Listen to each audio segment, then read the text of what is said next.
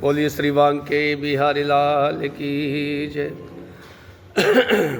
भगवान के गणों ने कहा कि नियमों का पालन करता हुआ विष्णुदास किसी समय भोजन बना रहा था कि कोई छिप करके उसका भोजन चुरा ले गया। वह उस भोजन को वहाँ ना देख करके भी सायंकाल की आराधना न होने तथा व्रत भंग के डर से फिर भोजन नहीं बना सका। दूसरे दिन फिर भोजन बना करके भगवान को भोग लगा ही रहा था कि तब तक फिर कोई भोजन चुरा करके ले गया।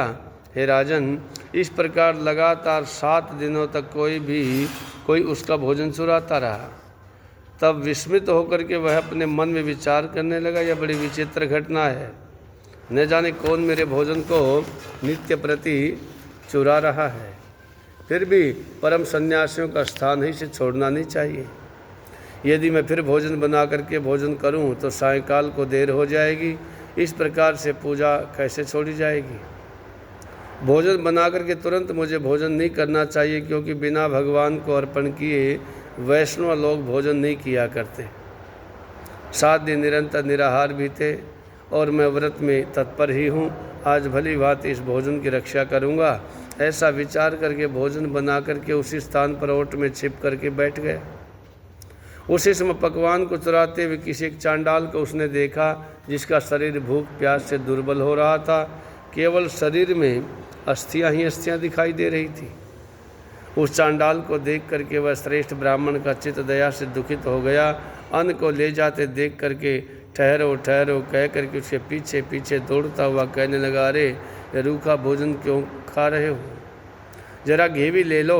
यह कहते हुए श्रेष्ठ ब्राह्मण को अपनी ओर आते देख करके बड़े तेज गति से दौड़ता हुआ वह चांडाल डर के मारे मूर्छित होकर के पृथ्वी पर गिर पड़ा। भय से मूर्छित उस चांडाल को देख करके वह दयालु ब्राह्मण शीघ्र ही उसके समीप जा करके अपने वस्त्र से उसे हवा करने लगा। इतने में ही विष्णुदास ने शंख चक्र गदा पद्म पीताम्बरधारी चतुर्भुज रूप अलसी से फूल के समान कांति वाले छाती पर कौस्तुभ मणि माला से सुशोभित साक्षात भगवान विष्णु को देखा। भगवान का दर्शन करके सात्विक भाव से युक्त वह श्रेष्ठ ब्राह्मण उनकी स्तुति तथा प्रणाम कुछ भी नहीं कर सका।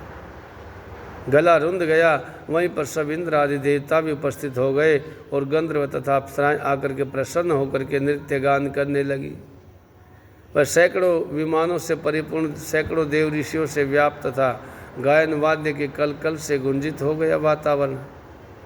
तब भगवान विष्णु ने सात्विक व्रतधारी अपने भक्त विष्णु को छाती से लगाया और अपना रूप दे करके अपने साथ वैकुंठ धाम को ले गया। उत्तम विमान पर चढ़ करके विष्णु के निकट आते हुए उस विष्णुदास को यज्ञ में दीक्षित राजा चौल ने देखा। वैकुंठ भवन में जाते विष्णुदास को देख करके अपने गुरु मुद्गल को शीघ्रता से बुलाया और राजा चौल कहने लगा कि जिसकी सफलता से मैंने यज्ञ दान किया वह विष्णुदास ब्राह्मण का रूप धारण कर वैकुंठ जा रहा है। मैंने यज्ञ में आपसे दीक्षा लेकर के उस वैष्णव यज्ञ को विधि पूर्वक संपन्न किया है, अग्नि में हवन किया है, ब्राह्मणों को दान आदि दे करके प्रसन्न किया है। क्या अब तक भी भगवान विष्णु हमारे ऊपर प्रसन्न नहीं हुए। विष्णुदास की भक्ति से ही विष्णु भगवान ने विष्णुदास को दर्शन दिए। इससे सिद्ध हुआ कि दान आदि यज्ञों के करने से भगवान उतने प्रसन्न नहीं होते, केवल भक्ति से ही उनका दर्शन होता है। ऐसा कहकर के उसने अपने भांजे को राजगद्दी पर बैठाया और क्योंकि लड़कपन से यज्ञ में दीक्षित होने के कारण राजा पुत्रहीन था, इसी कारण आज भी उस देश में राज्य के अधिकारी उसी नियम के अनुसार भांजे ही हुआ करते हैं। इसके बाद वह यज्ञ मंडप में जा कर के यज्ञ कुंड के अभिमुख खड़ा होकर के भगवान विष्णु को बड़ी शीघ्रता से 3 बार पुकारा, हे कमलापते, मुझे आज अपनी अचल भक्ति प्रदान कीजिए, जिससे मैं मन वाणी और कर्म से सर्वदा आपका भजन किया करूं। ऐसा कह करके वह राजा लोगों के सम्मुख ही अग्नि में कूद पड़ा। ये कांड हो जाने पर मुद्गल ने मारे क्रोध के अपनी शिखा उखाड़ ली और इसी से उसके गोत्र में आज तक भी उनके गोत्र शिखा रहित रहते, शिखा नहीं रखते। इतने ही में ही भक्त वत्सल भगवान विष्णु कुंड के सम्मुख प्रकट होकर के चौलेश्वर महाराज को राजा को दर्शन दिए और हृदय से लगा करके विमान पर आगे बैठा लिया। भगवान विष्णु उसको आलिंगन करके अपने समान रूप दे करके देवताओं के साथ राजा चौल को लेकर के वैकुंठ को चले गए। लक्ष्मी के प्यारे भगवान विष्णु ने अपने समान रूप वाले विष्णुदास ब्राह्मण को पुण्यशील और राजा चौल को सुशील नाम दे करके दोनों को अपना द्वारपाल बनाया। इति श्री पद्म पुराणे कार्तिक मात्म विष्णुदास चौलोपाख्यानम नाम द्वाविशोऽध्याय संपूर्णम।